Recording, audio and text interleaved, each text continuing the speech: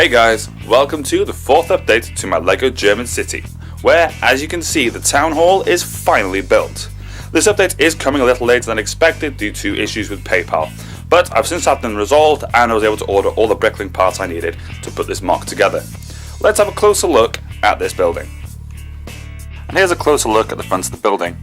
As I've stated in previous videos, this building takes heavy inspiration from the Reichstag in Berlin, namely this front area here and the top above the entrance. Front is basically three staircases leading up to sort of like a balcony almost, and the main glass entrance here. I added a little bit more detailing than I previously planned, having some masonry bricks but the reverse in place here and here, adding a little bit more texture. I also, instead of putting the classic round bricks, I ended up using these ones with this sort of ridge effect, which adds a little bit more texture as well. The entrance itself is nothing too over the top. It's just simply some panes even, with glass in and some glass doors at the bottom. Either side of those, however, I do have these flags.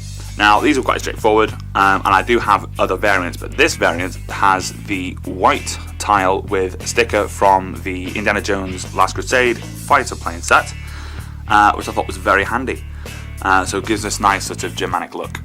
Above this, my favourite section, the inscription Dem Deutschen Volke, which is the German people in German. This is from the Reichstag itself, and it was a real challenge to build, as I never actually built any sort of lettering like this before. I actually had to build this whole section separately and then put it on top, as putting it in sideways was proven to be difficult as the pieces were falling out. But I really like the end results. Above this we have some statues, which I will be adding more. I just need to find something to fit in these gaps here so it's not as plain. And then I do want to actually redo this slightly because the pieces I wanted don't exist in the colour, so I'm going to have to redesign it. The roof, quite self-explanatory. This piece is all one section. It can be removed, however, I'm not going to remove it for this video as there's nothing inside to show off.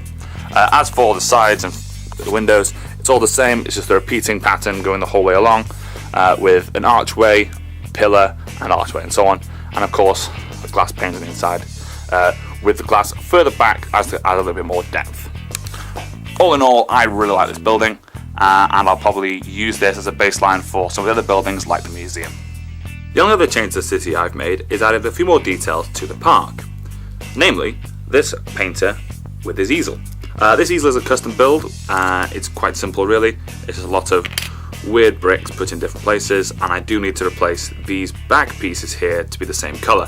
Then I've put a 4x4 plate on top, white, although I'm going to try and find some tiles with some either painting or other pictures just to make it look like it is actually painting, and of course it does need a paintbrush.